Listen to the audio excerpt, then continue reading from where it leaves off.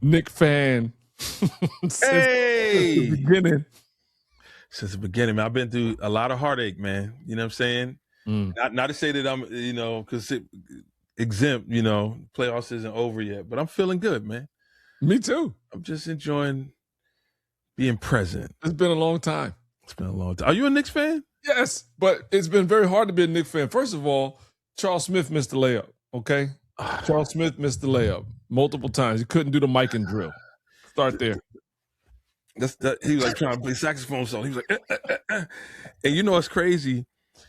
I'm gonna tell you that the Knicks, he's been in like the front office. Oh, is he? He's still around? I don't know if he's still there because it's been a long time. But like I will sing like the national anthem and stuff. So I'll be there several times. Every time I saw him, like, what are you doing here?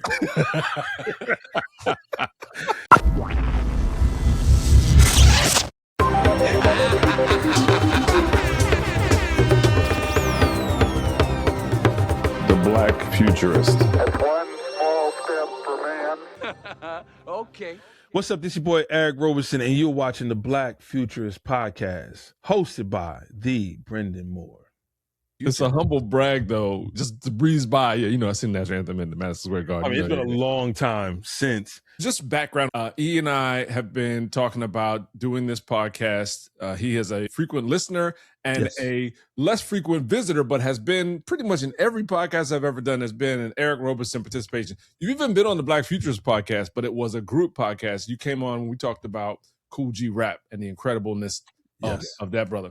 But I always say that whenever we talk, I should record every single conversation we have. I can see that. Because there's such a level of honesty and like positionality. We're both dads. We're in the sandwich generation. We've got kids. We got parents that we're caring for. There's so much relationship stuff and then production stuff and just perspective and being from everywhere we're from, right? All the commonalities. Every conversation that we have, I'm like, I don't know why I'm having this conversation with this guy in the car instead of in my studio in front of my mic, because it's going to be great. But now we know why we don't do it in front of the setup. We spent a half hour troubleshooting gremlins. Right. But we got it. Listen, if it was just the echo button, hey, guess what? And maybe there's an echo button on the other system we were using. Whatever it is, hey, man, I'm glad you didn't have to tear, I did. Have you building it back up? Listen, it's an opportunity that you gave me to learn my equipment and my software even better. That's a good way of looking at it. Thank you, Sensei. I love you said, I know what the problem is, and it's wearing a Knicks jersey.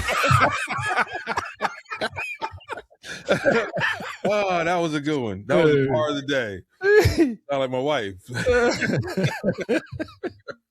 Hey, so quick, just to finish the Knicks conversation. Yes. We are 12 games straight. We're going to sweep. We coming off 2 sweeps. We got more rest than anybody else. We do have a broken pinky. We might have a contused knee.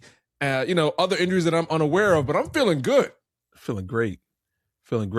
And not only I feel our bench is better, I actually feel our starting 5 are better, but I also feel like our coaching is better.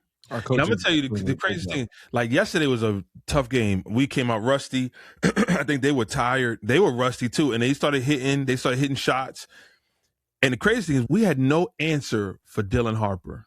Mm-hmm. The rookie point guard played for Rutgers. Playing lights out. Lights out in the last series. He was lighting our asses on fire. Mm-hmm. Do you know, I don't think he even played in the fourth quarter. Oh, wow. You think youth caught up to him? His youth is the thing that's working for him. His dad and his youth is like, yo, I'm unconscionably good. I don't even know the moment. I don't care. That's a coaching problem.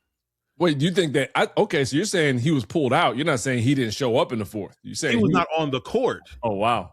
Mind you, he's the backup point guard. And really, San Antonio's problem is that it's Wemby, possibly a small forward, and 3 shooting guards.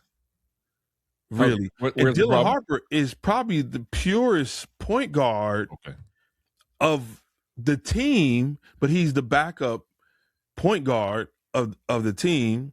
And so his, out of politics or whatever, his minutes are cut down. But it's like, who's their point guard?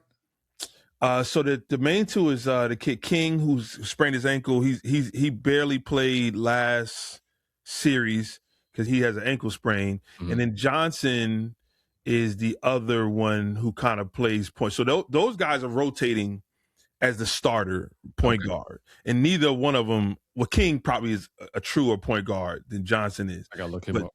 But Dylan Harper is like, he should. I mean, listen, take him out because we could not stop him.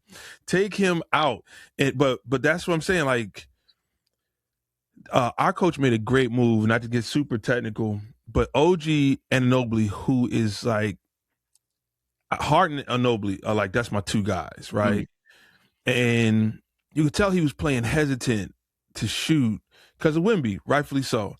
Yeah. The coach takes him out, and there's a long period where OG's not playing. And it's like, man, why are you not putting OG back in this game? And it's like, wow.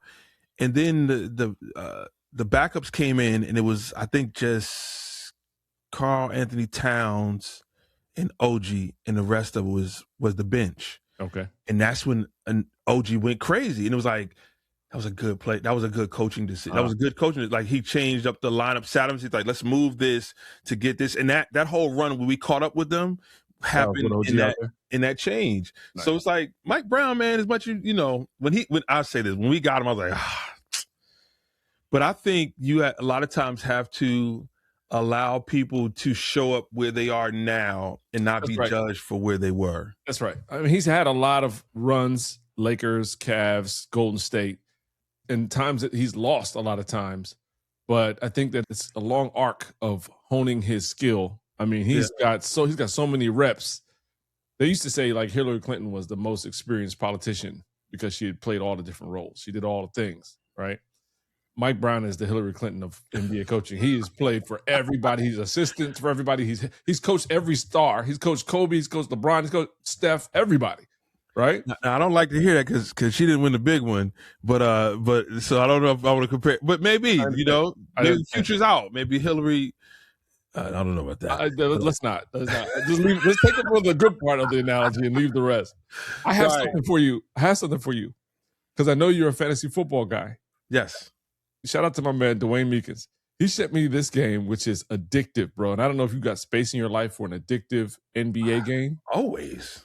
It's called 82 and 0.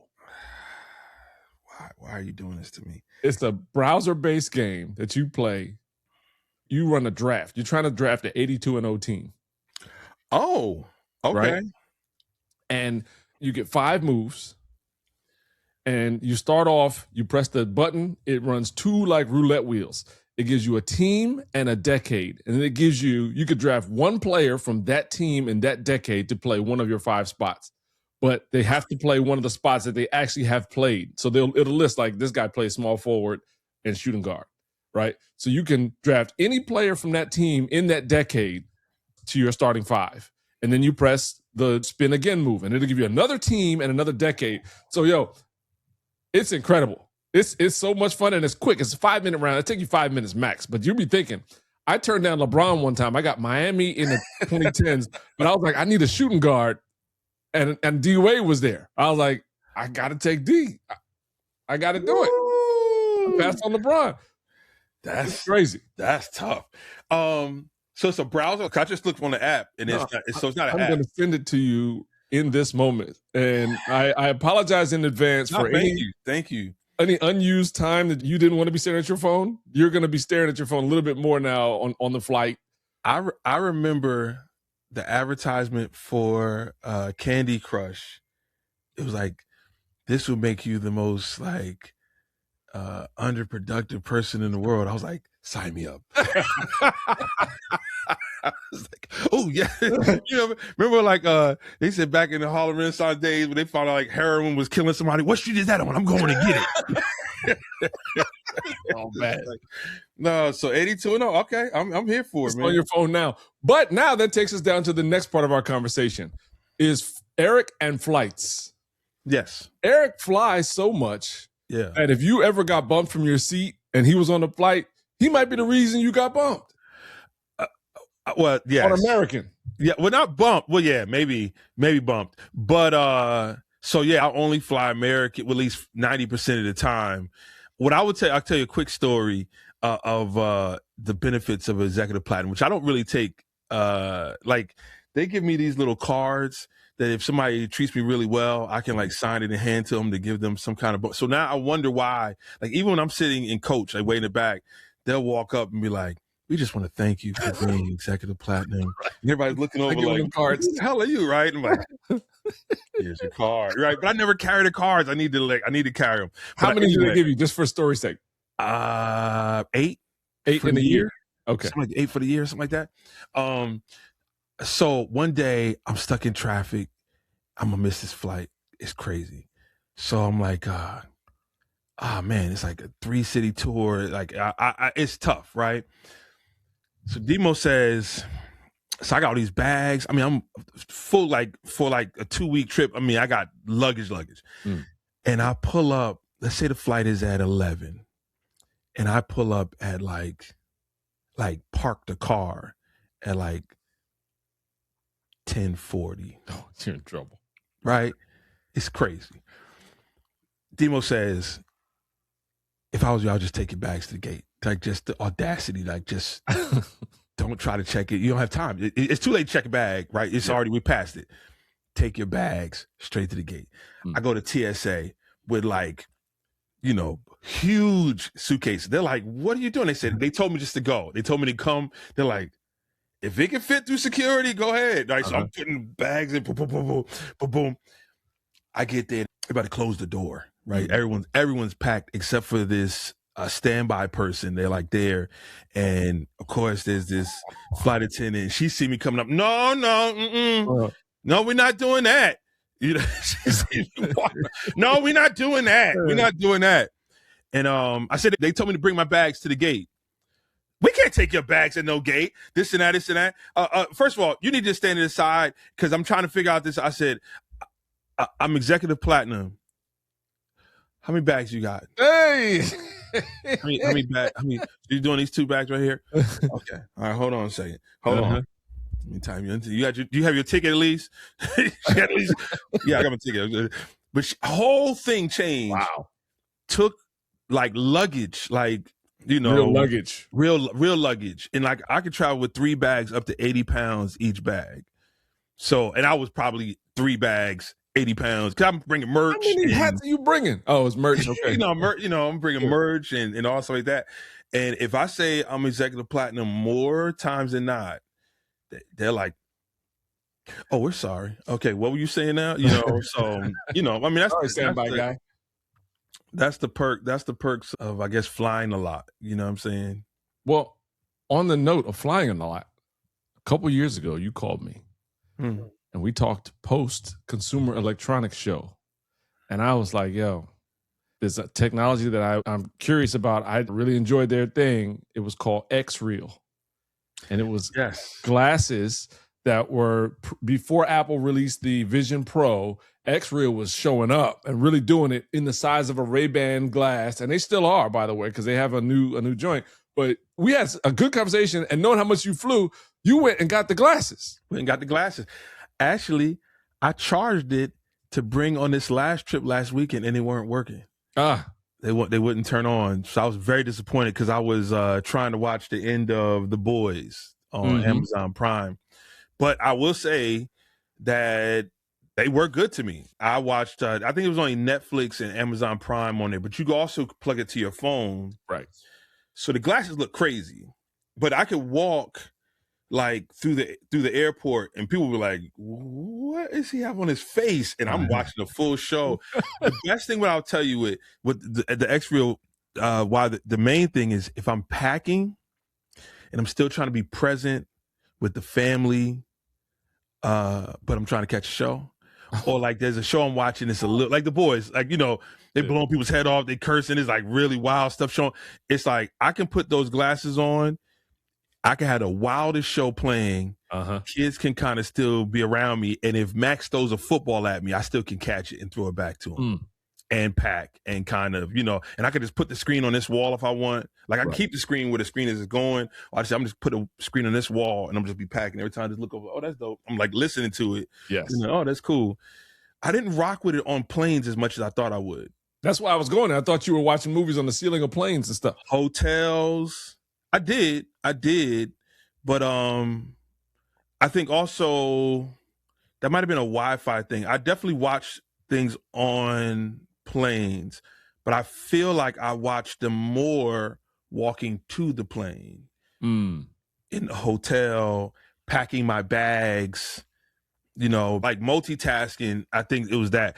But now they out, so I'm like, do I buy another pair? But now they have like the full, like you play game. Like mine is only, you can only watch shows. No, they've gone way forward. And I don't work for XREAL, and XREAL has not sent me a pair of glasses. So the fact that I'm talking so glowingly about them and will continue for the next minute or so doing so kind of upsets me, because shout out to Meta, they sent me the glasses, right? I can evaluate and talk about them. XREAL has yet to do so. But the new XREALs, they do 3D simulations. So you could plug in a 2D source like PlayStation or whatever, and it turns it into 3D in the vision. Also, they accept old glasses in trade-in and give you credit towards new glasses, right?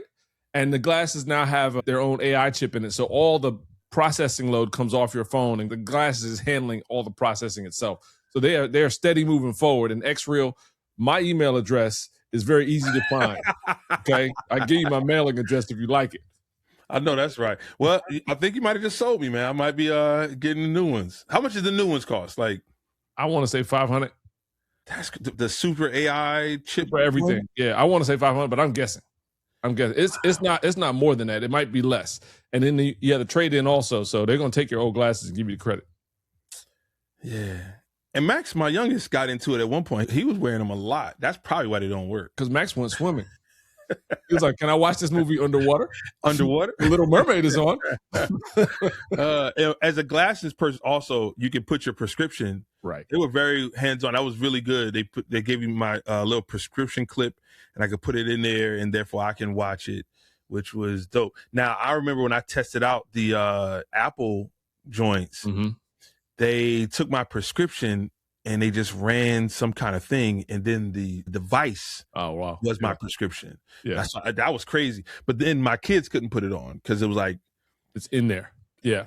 Now, mind you, that's probably what stopped me from buying some. That was like, first of all, it was so expensive. Like $3,500. $3,500, and I would be the only one in the house who could use it. Didn't make sense to me. Right. You know, so I do appreciate you. Because you were like, well, $3,500, or you can buy these for $300. I was like, $300 sounds good for me, and I got every dime out of it. Yeah. Even though they didn't turn on now, so maybe I'll trade them in and do the next thing. Probably. You and I talk every Consumer Electronics Show. I don't know what it is about the timing, but every year that I go out there, I get there like 3-4 days early, and while I'm walking the floor before any customer shows up, you and I are having a long conversation while I'm walking through like this warehouse being built into a super tech space in Vegas. It happens every year. It's incredible. I think you and I have certain like timings that just happen organically. Yeah. And I probably need to go to one of these tech things. I'm a weird tech person. I'm like so tech, but not tech. Like I have an interest in tech. I don't know how to operate anything. You know, you're in a room full of tech right now. A room, but you know, selected. So, and it, you know, listen, in Reach, there's cameras, there's like everything. Side note, do you know what this purple thing is behind me? No, what is it? That is the Farad 9000. What is that? So the MP drum machine was made by Roger Lim. The Lin drum is the drum machine that came before the MP drum. He made the Lin drum with a guy named Farad, who's still alive in Los Angeles. Before the Lin drum, there was the Farad 9000. So this is like When Doves Cry, all the early Janet Jackson stuff. So I just it's been in storage for the longest.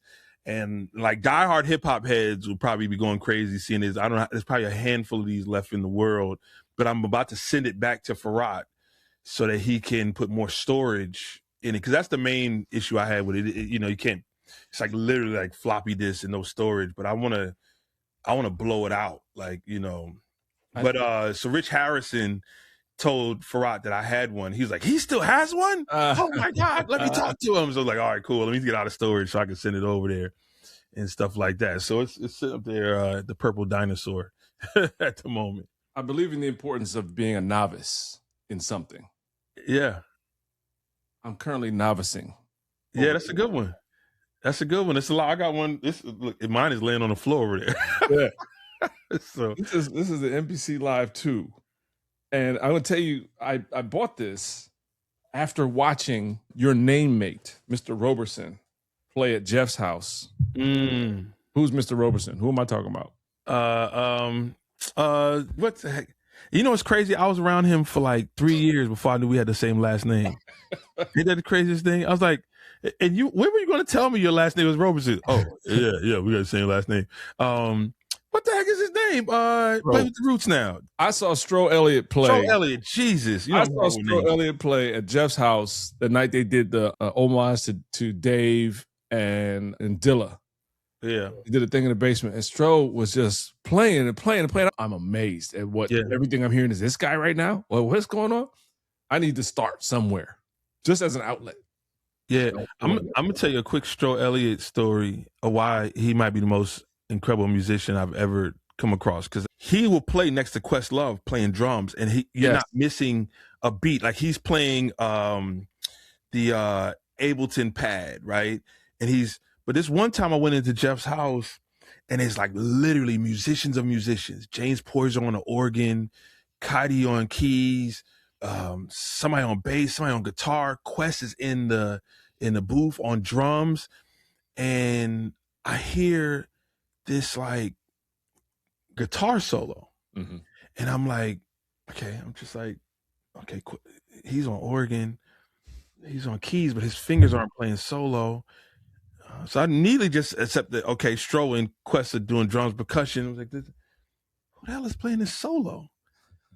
And then it's like, I've vetted out everybody. Like, okay, the only person left is Stro.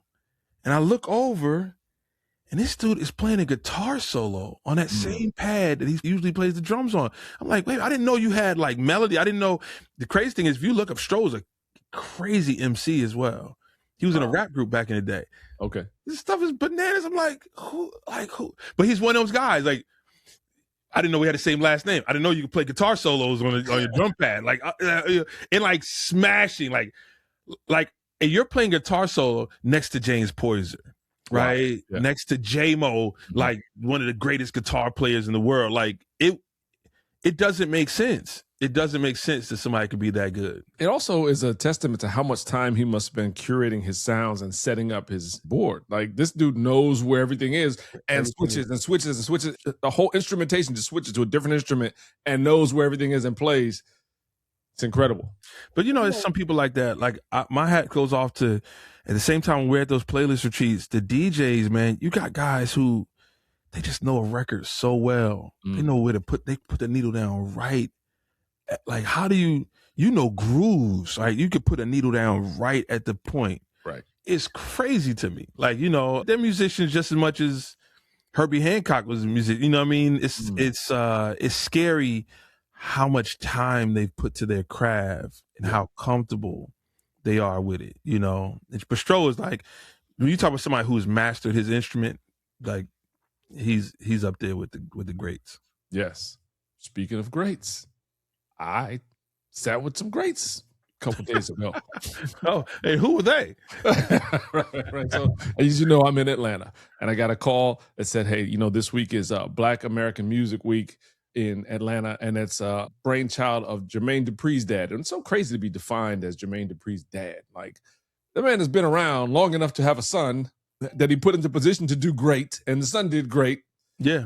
I shouldn't be defining him by his son. It's like saying, yeah, you're Amir's dad. That's fine for Amir's friends, I guess. But I mean, I have my thing going also. So he's one of the most successful Black music execs of all time, which is crazy. But he's still, now he's Jermaine Dupri. Yeah. Jermaine Dupri's dad.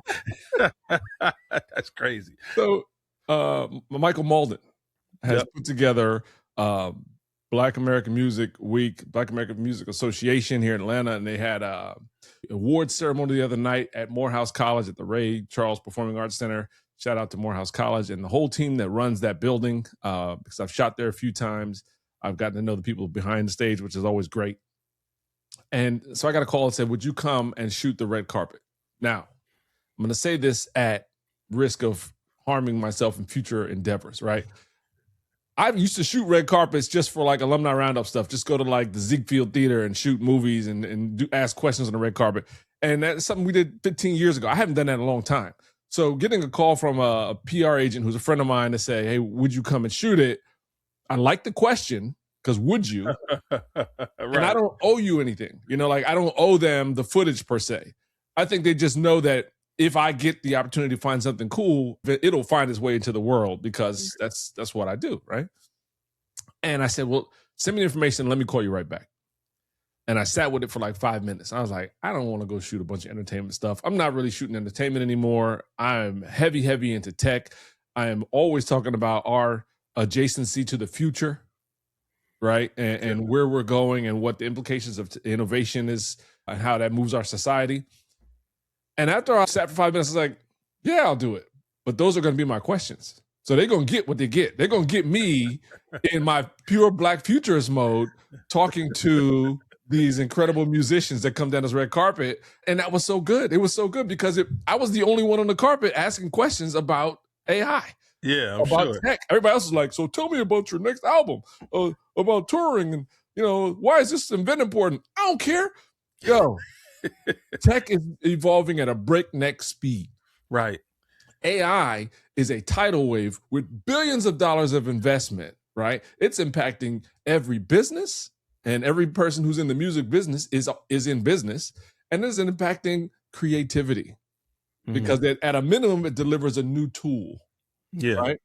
So to be able to ask that question to Jimmy Jam and Terry Lewis, Anthony Hamilton, Michael Malden, there was a ton of people. One of the guys from SOS Band and the drummer for Earth, Wind & Fire, one of the drummers for Earth, Wind & Fire. Like right. I was able to ask all these guys that question. Ray Daniels about being AI artist, all that stuff.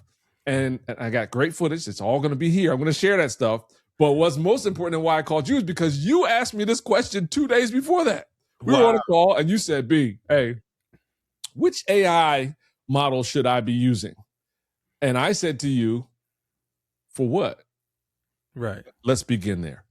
So, Mr. Roberson, two-time Grammy-nominated singer-songwriter, the only man to play both sides of a single versus, to sing both sides of a versus, which is crazy. Wow.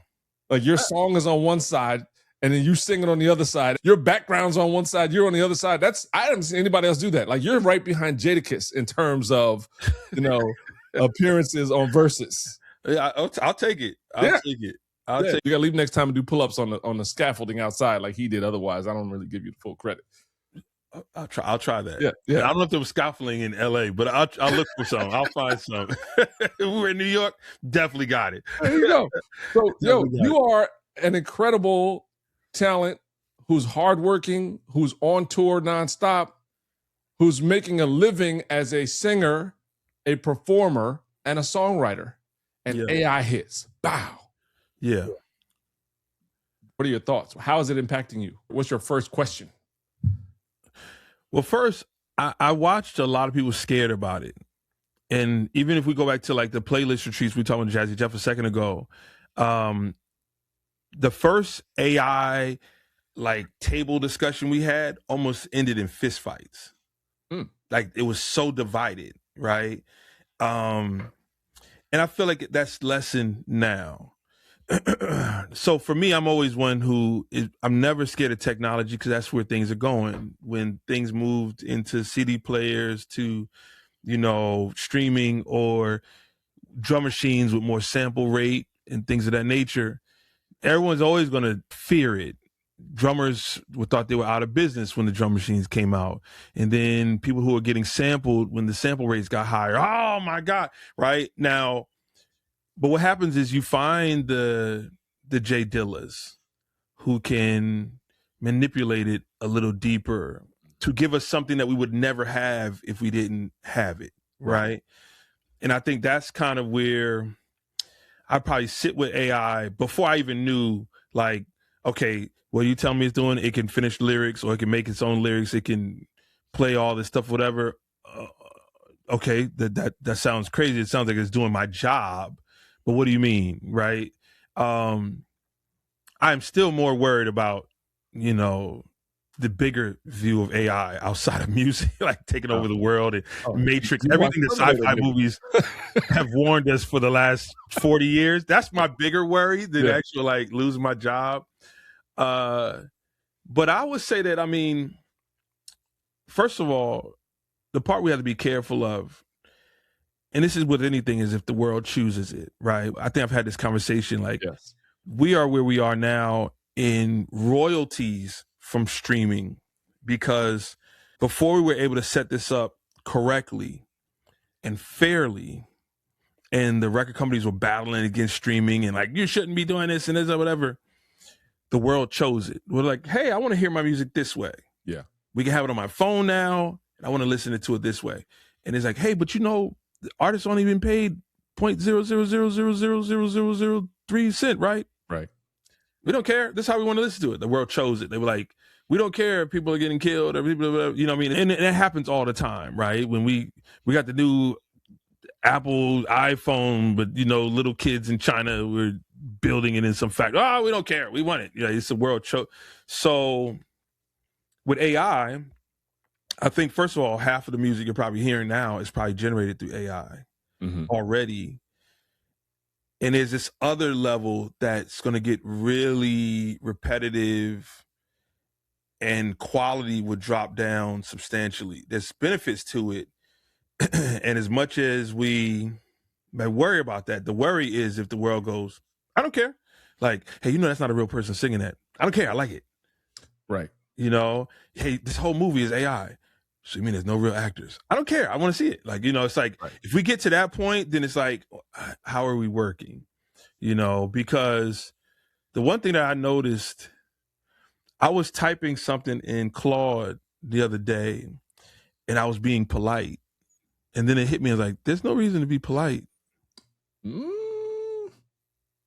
I mean, I don't mean there's no reason to be brutal, right? But I'm like, can you please proof this email? Sci-fi. You just mentioned sci-fi. Like, in some potential future where your AI model gains sentiency and a physical body, you might want to be remembered as the human who was nice to it. Right. First of all, right. That's my big worry. Right. I think it's not, if it goes there, it's not going to care if you're nice.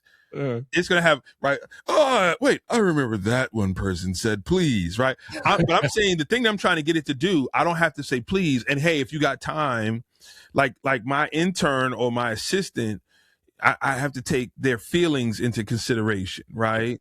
So for example, in AI, the music aspect, if I had a bass player here and a guitar player here and a drummer here, right? And I was like, all right, listen, I'm looking for this vibe. I'm trying to get a 70s Stevie vibe. Like, this is the idea. All right, count it down. 1, 2, 3. I probably got 5 times I can count this down before cats are like, all right, yo, can I get a cheesesteak or tired or what, right? With AI, it's like, for the 4,024th time, 5, 4, you know what I mean? It's like, and it's just gonna, okay. It's like endless session musicians who are not going to complain, and you don't have to be nice to them. Yeah, they're just going to do what you want, and so I mean, the output is scary in that regard, where there's so much opportunity to replace the human touch. Right. You know what I'm saying? And that worries me a bit. But at the same time, as a person, respectfully, I've paid $3,000 for people to play strings on a song that then went complete crickets. Right? Like, I made no money on, like, right? Like, the song got 4 streams, and it's like, man, I spent a ton of money. I might be open to have AI play the strings on it. What you're talking about is already happening in other areas. There's a thing called vampire coding. Have you heard of vampire coding? It makes sense. I haven't even heard of it, and I know exactly what it means just by the term vampire coding. Yes. is disguising, like, it's like, okay, I'll do the work for you and disguise the fact that I did it so that it looks like a human did it. Am I right? That's not it. Oh, wow. It is. There's so many coders who are now experiencing either job loss or because efficiency in coding is skyrocketing. With the new tool, you could do so much more just by using the AI assistant to help you achieve more. So the really aggressive and proactive coders are so much more productive now than they were 3 years ago, that ambition keeps them up. They keep cranking. They're like, this is more valuable. I'm getting more done now in 1 hour than I was ever in the rest of my life. I got so much output to do. They don't even sleep. They just keep cranking. They go. Like, why should I stop? I'm getting so much done. I just made 3 apps that I've been dreaming about, you know? Wow. Yeah. And so they visibly are aging. They're visibly like eyes shot. They're like, but their productivity it's the result of their increased productivity due to the tool. I thought that term was going to say something totally different, but yeah, it's turning the coder into vampires. I understand. Yes, which would in your parallel, the fact that you don't have to stop and get a cheesesteak after the 5th take, you turn into the vampire as the songwriter because you're like, I can record this, I can keep going as long as I feel like going, and I'm getting it done. And you guys are giving me the whole album right now. You guys, as in AI agents, right? You become the vampire, Eric. Wow. Be careful. Be careful. I have the perfect antidote for that, though, and it's called kids. It's called kids, and a wife who's like, are you coming upstairs at some point? Right. But I do understand. I see how addictive, and I've experimented with it. First of all, I'm gonna say this. I have so many friends who are sending me, like, non-music friends, like have never played, never written something, never did anything, and now are sending me songs like, hey, can you check this song out? And it's like, I have no interest, like, at all. Like, that's probably where I draw the line. I'm like, so let me get it. You went to Suno and you typed in, give me a 80s soul with some funk and with a little Atlanta soul music undertone or whatever you typed in it that represents a song that says, you know, I built a tree house for you and I to hang out in. And it's in a tree house. Let's hanging out. We are hanging out. I'm like, so why'd you send this to me? I just wanted, what's your opinion? It's like, my opinion is I could have went to the computer and typed in, I built a treehouse with, hey, I you know, I could also do this, right? You know, so it's like, at least play something. Right. And send what you played through Suno and then tell it, hey, can you give me some bass lines and strings to match a treehouse? Right. You know what I mean? You know, like, at least. But when I tell you it's out of control, I mean, every other week, I get that. Every other week I get a song and it's like, hey, you know, I really sit at this keyboard and really do this. And I'm not opposed to it. Like I said, Suno, but it's the similar of, remember what were those guys? Here come the man in black. Was it Tastemakers? What were the Trackmasters? Trackman? Anyway. Tony Pope. Yeah. So, and shout out to Tony Pope. It's all good. But you had like the Jay Dillers who are like, that take a record and they'll like chop it up and you're like, I can't even hear what the original was. Or, man, you used that little piece and flipped it and did whatever. And then like Tony Pope was like, we just gonna take Patrice Rushen and we just gonna play the instrumental, you know, and put some drums over top of it. And Will Smith's gonna rhyme over it and it's gonna be fine. It's gonna be like, what did we add to, like, what did we really add? And I think that's the equivalent of just typing it up. So that exists. That does exist, right? Like, and Tony Pope, for some reason, other people couldn't do it. Like, Tony Pope was winning with that formula. So I don't know, man. That part kind of scares me. But I think that at the same time, every music producer would be a fool not to experiment with the new instrument. Right. You know what I'm saying? And the part I noticed, and immediately when I tested it out, I was like, the danger here is that it kills collaboration. Good point. So the bass player and guitar player who I usually call over, I'm gonna be calling them less. I knew that immediately. The string arranger I paid $3,000 to put strings on, I might not be calling them because, now what I'm also noticing that if anyone, like the stems of these things are not the highest quality. The finished complete project of it is pretty polished, but if you try to break that down into stems, it's pretty dirty. Even if you paid for the premium level, it doesn't. Even if you pay for the premium, it's getting better. It's going to get better. Yeah.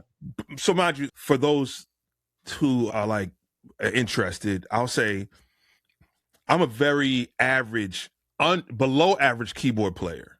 I can play keys. I can get an idea right out. Like I can play it. Like, okay, so you can play keys.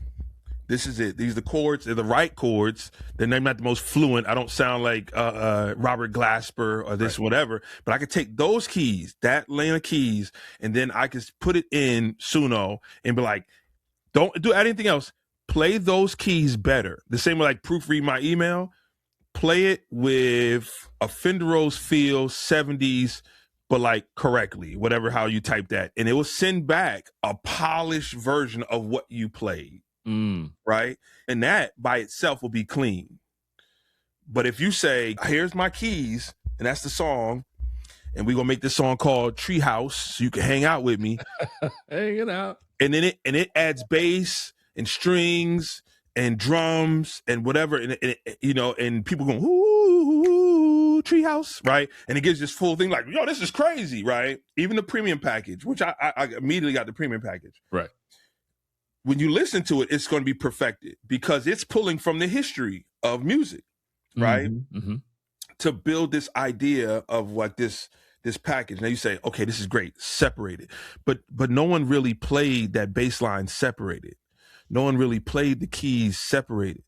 So it's giving you this complete picture finish that's actually pretty mixed and sounding really good. Right. When you start stemming it, now it has to kind of strip it. Yeah. So it's putting in like these like stylish hisses to kind of disguise the fact that like it's not an authentic bass line. It's a bass line that it's built out of somebody painted this massive picture, a mural on the wall. And you're like, I love it. Can you take all the blue out? And it's like, okay, and it's like, so they're ripping it out the wall. Right. And it's like, what? Okay, now I see that it's not as clean, but is it usable? Yeah, it's usable. That's what, if you want to, you can probably mix it, and that stuff's getting better. But once again, if the world goes, I don't care if it's dirty, I don't care if it's not clean, and we're already there now. Like streaming is not even half the quality of a CD, right?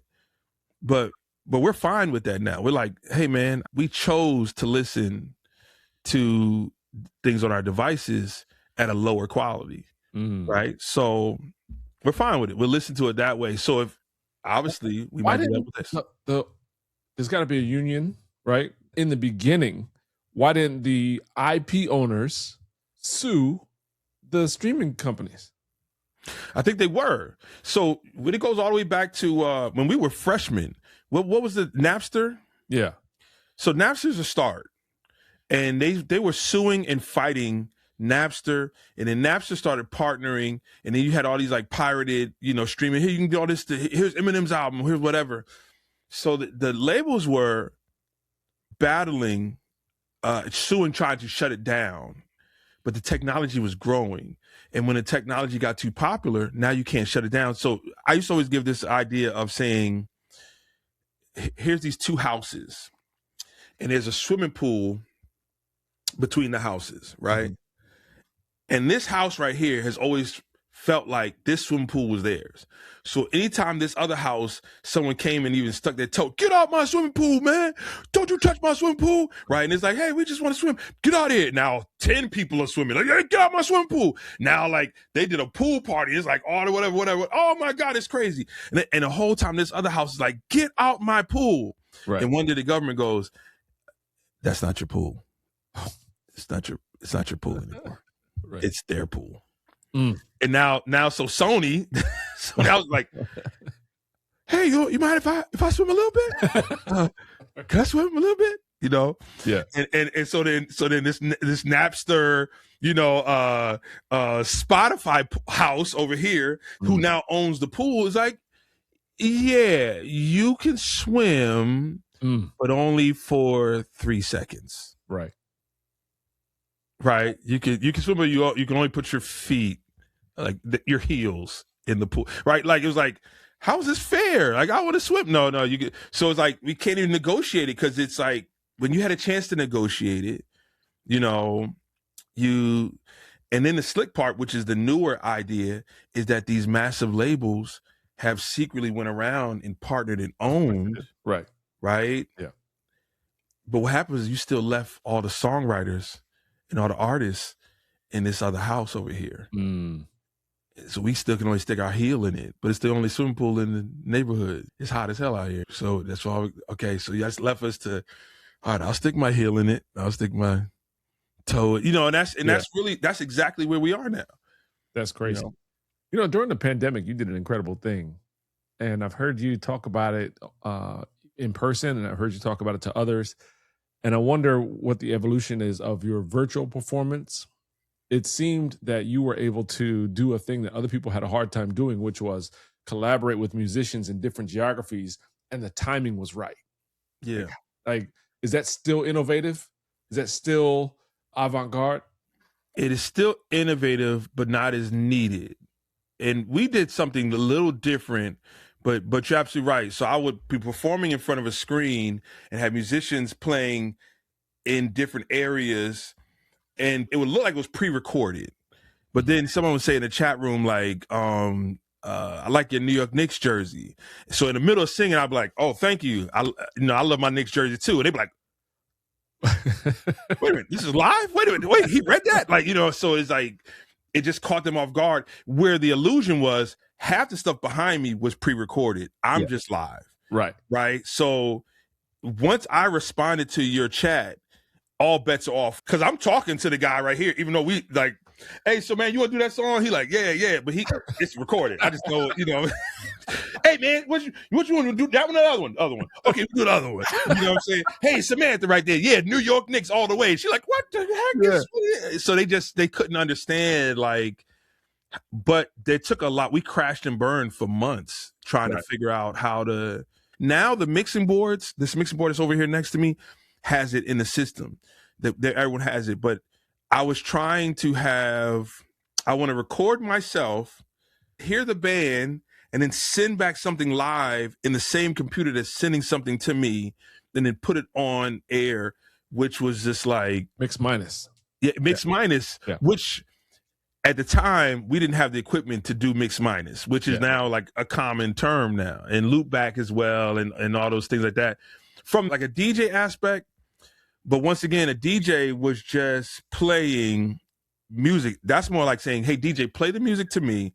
Let me then sing it and then send my voice back to you, and then you send it out to the world. Right. Was like, it wasn't there. We weren't there yet. While also I'm on the historical tour of Eric Roberson Conversations, let me preface this by saying that you have a song that plays in my head often. And I even used this song because you and I went fishing. Yes. You brought your son. We went fishing down here in Georgia. And when I put together the reel for that, I used this song. It's Over You, Under You. And you had Najee play flute on that song. The intro to that song plays in my head more days than not, right? Really? Yeah, it's a good song, man. It's a great song. It's a great collaboration between you two, and the bass line moves, and the idea. The song is just an incredible song. You have a lot of incredible songs. That one plays in my head, right? Thank you. Yeah. Now, that takes me to another thing, which is years ago, you told me that Stevie Wonder, like Najee, was on your record. You said Stevie Wonder would play on people's records for free to promote harmonica. Well, yeah, yes, close. Well, first of all, one small fun fact. Najee's intro in Over You, Under You, my original version, I took Anchorman with jazz flute, one of my favorite movies. Okay. He plays. That was the intro of the song. Clearly, I probably wasn't gonna be able to clear that. That's the whole reason I even called Najee. Like, hey, can you play this intro? And then it led into this amazing part. But I don't know if it was Stevie Wonder would do it for free. This is a conversation I've had with so many people, and this is, making this public now. Hey, man, would you be willing to have a feature from Stevie Wonder if he only played harmonica? Yes. In the song. My answer is yes, too. But I'm going to tell you this. There's this small, and godly, this is probably sinking my chance of ever with Stevie Wonder, who is my number one, right? There's a public, and it might be musicians, who will see Eric Roberson featuring Stevie Wonder and go, oh my God, press play. And they're listening like, waiting for Stevie to say something. And then the harmonica comes in, they go, okay. And the song ends, and they go, no, you absolutely do that. You 100% do that. It moves the conversation forward. It lasts forever. But there's this level, there's this small level, respectfully, there's a small level of disappointment. No. There's a small level, and all musicians say it. They all go like, yeah, I saw the feature in Steve Wonder, and he just played harmonica. and you know what? Guess what? If 90% of the people who had a feature with Steve Wonder, I'm sure didn't go, hey, Stevie, can you just play harmonica? Right. So they're in the back of the room going, is he going to sing too? Is Andre 3000 going to sing in the Outkast records? Or is he just going to play that flute? So Andre 3000 comes in the studio like, y'all really dope song, man. Can I play flute on this? Like, yeah, we play flute on it. And that's like Eric Roberson featuring Andre 3000, and it's like, oh, you got 3 stacks on that joint? That's crazy. And the joint comes on, they're like, woo, Andre gonna kill this joint, and all you like. He played Jazz Fest here in Atlanta last year, and it was packed. All the pictures you see of Jazz Fest last year, where it was swimming with people, was because Andre was home, and that dude played that flute. Yes, he did. I'm gonna send you the 2 hours probably for 2 hours. And guess what, man? If that makes you happy, if that pleases you, and guess what? Those who have Andre 3000 playing jazz flute, or those who got Stevie Wonder playing harmonica, guess what, man? You have a relationship with Stevie Wonder. Mm-hmm. Therefore, you can do that. I don't have a relationship with Stevie Wonder to even have a chance to put him playing finger snaps or harmonica or singing. Yeah. But there is this level of like, it's tough. I'm happy and sad. I'm sad I don't have the opportunity, but I'm also glad that I don't have like that type of feature on mine where someone goes like, are you putting it down as a feature? he playing hand claps. Well, what if you don't list it as featuring? What if you just put him in the credits? I mean, I have that. You have Stevie playing harmonica. No. I have musicians who have played on records. Do that. And no, but once again, but mind you, the conversation is it's a business too, though. So mind you, if Stevie Wonder farted on my track, right, he's being featured. Right. It's still a business. You know what I'm saying? So like, you'll be a fool not to. If Stevie Wonder plays harmonica, if Robert Glasper plays piano, if Andre 3000 plays jazz flute, if whatever, you'll be a fool not to put a feature. It's going to bump your streams. It's going to improve. But a strong amount of people that click that button because it's featuring Andre 3000 is kind of going to be like, oh, okay. Yeah, you put that as you said feature. Yeah, I clicked on it because it said feature. And that's what you featured. Okay. Okay. And that's the history of that. Like literally, it's the history of it. But guess what? If you give me an opportunity, feature Stevie Wonder, he gonna be fingertips all over. He gonna listen. I'll be a happy camper. I'll be the back like. But if he is he, and Stevie know what he doing. Stevie like, you want me to be on a song? Cool.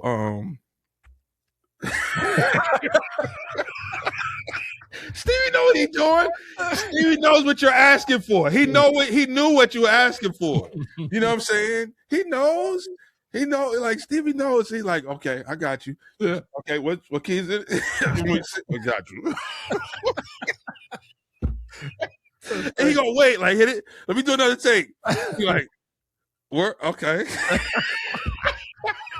Oh my God, I'm done. Stevie never will work with me now. But yeah, I mean, you know, shout out to Steve Wonder, man. Shout out to him. Quick fire questions. Yes, sir. So you answer in like 15 seconds, 20 seconds or less. Or less. Yes. Yeah. 1, 2. Your sound is evolving. What technology or tool has the biggest influence on how you're creating music right now? Ableton as the DAW is, for some reason, it allows me to sing vocals and play keys and never have to hit stop to rethink what I'm doing. So when I'm in a rhythm, when I'm really in a rhythm, it allows me to stay in rhythm. With Pro Tools, if I was playing keys and really vibing, I'd have to stop, unchannel that, go to vocal chain and arm the vocal chain and then start back again. And then I might lose it. Where Ableton, I could just be in a flow, is probably the most, but I could easily see AI probably being the answer in the next 15 minutes. Okay. AI can generate music in many styles. We already talked about the exciting and frightening parts of that. How are you thinking about protecting your sonic identity? I'm not thinking about protecting it. Thinking about protecting it gets in the way of me releasing it. And I try not to be that important to the overall thing. Protecting as a whole, one thing. Protecting me in general, Okay. Science fiction has often predicted the future before mainstream catches on or before we actually land there societally. What sci-fi world, film, or book feels most to you like where music is headed? What a question. The Matrix. The Matrix. Like we're literally like we're eating fake soup and loving it. Like, man, like you want to go back to you want to go back and eating cardboard? No, I stick eating. Like I often ask, like if you ask me what pill I'll take, like give me the blue one. I'll stay here. Keep me plugged up. I'm good. Like I'm not wear that Henley all the time and it look dirty. Sitting in that chair with a thing in the back of my neck. Right. I don't want to be aware of that. Let's keep me over. I'm good. So I mean, Matrix, yeah, because I think we're eating fake oatmeal right now and fake steak. And like, man, this is pretty good. This is keep me plugged up. You know. Right. Last one: spatial audio, virtual concerts, holographic performances. Which emerging format do you think actually changes the fan experience in a meaningful way? Spatial audio will be that eventually. It's still not there yet. Spatial audio, like wrapping around you. Yeah. I don't know if any of the ones that you just named are there yet, but it's going to be there. Meaning, I never saw Michael Jackson and the Jackson 5 in concert, but there's going to be a moment. It's going to happen. Congratulations, where you're gonna go to a show and you're gonna watch the evolution of Michael Jackson. It's gonna start with like a 45-minute set of the Jackson 5 of him at 9 years old. Then it's gonna be the 21-year-old, 19-year-old Michael Jackson with the Jackson 5, and then it's gonna be solo, and you're gonna watch it, and it's gonna be like he's on that stage. It's gonna be like recreated, and I think that's. We can first experience things we never experienced before, even if it's fake, even if it's make believe. I think will be trick our senses a little more. Yeah, I think I think we'll enjoy that because we'll go. Oh, let me hear James Brown now. Oh, let me hear. And what if the same way AI could create a song in a second? I know that I'm long in this answer, but like you say, can you show me how Billie Holiday's concert would be? Here's Billie Holiday. Can you show me how the Beatles concert? Here's Beatles. You know what I mean? Like, and I could just dive down into like, because right now, like I remember my dad the other day we went to see the Michael Jackson movie. He was like, "Yeah, I saw the Jacksons perform." And me and all the kids were like, "You did?" Like, wow. Now what if all of us could say that? You know what I'm saying? I think it could be really dope. Before we go, can I just say one thing that we never had a conversation about? Did you have the Oculus? No. Have you ever experienced Oculus? Yes. So the Walking Dead game. Okay. Now, mind you, I'm a gamer. I've been a gamer my whole life. Back in the day when I was heavy, like real talk, Madden and NBA Live. You know, my record in traveling, I've took out the whole Dipset.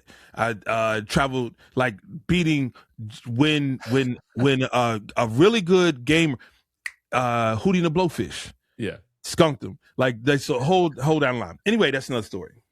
In all my experience of playing games, Resident Evil, Metal Gear Solid, Grand Theft Auto, whatever, I don't know if I've ever had an experience like Walking Dead on the Oculus. Oh wow.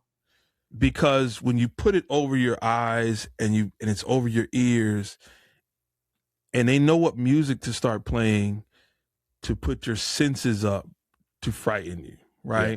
So you have a watch on in the screen. So you lift your arm up, there's a watch on there. Wow. And if this watch dings twice, no, if it dings once, it's saying, hey, wrap it up and get out. So like you went to this island and you're like either killing things or looking for something or pillaging, whatever.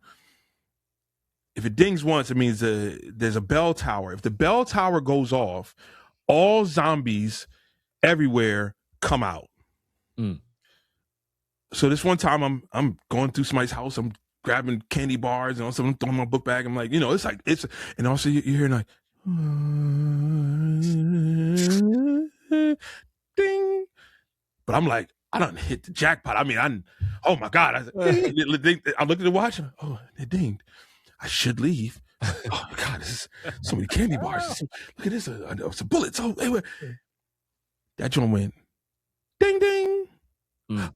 I never heard ding, ding twice. Okay. Should probably, oh, snap. Okay. And 30 seconds later, and then now it's like, ooh, right? I'm like, that bell went off. Gone. And I was like, oh, shit. I went to the window, and there's like 10,000 zombies outside of this house. Man. And I got a shotgun with like 80 pellets in my book bag. I don't know if I've ever been as hopelessly scared. Forgot where I was at. Forgot that I could take the headset off. Yeah. Like I was like, why the hell didn't you move when it beeped once? Why would you be this greedy? Why would you be this greedy? And then it like hit me like, oh, wait, what am I? This is a game. What am I doing? Man. But it had me. I mean, I completely was connected to the reality of the game, was in the game, had no wife, had no kids, and was like, how am I getting out of here with 80 pellets? Like, this is not going to end. But somehow so I don't know if I've had anything else to where I was able to forget where I was. I don't know if I've had that in a long time. Watching the Knicks last night or going to Michael Jackson movie, I still knew I was sitting in this seat. Yeah. You know what I'm saying? Yeah. So that was crazy. So if anything can give me that, I'm probably like that heroin addict. What street is it on? I'm like, give me something that can make me forget where I'm at. Show me it. Like, you know, but I had to give a shout out to that game because that game was I have not experienced anything like that in a long time, if not ever. Wow. Yeah. What's up? This is your boy Eric Roberson, and you're watching the Black Futurist podcast, hosted by the Bryndan Moore.